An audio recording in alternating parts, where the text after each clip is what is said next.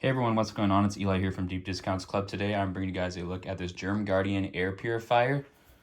This thing is amazing. It doesn't take up much space in your room. It can sit on your floor nicely. It looks pretty attractive.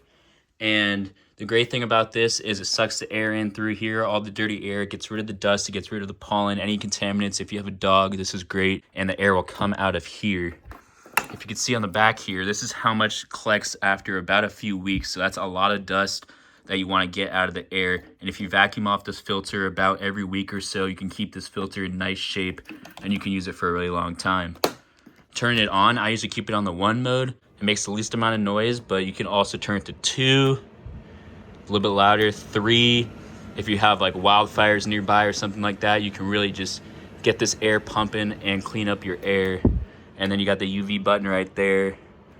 Very nice. This is great to use if you have people in the house that are sick and you want to keep the air as clean as possible. The UV will help protect you. Thanks for watching.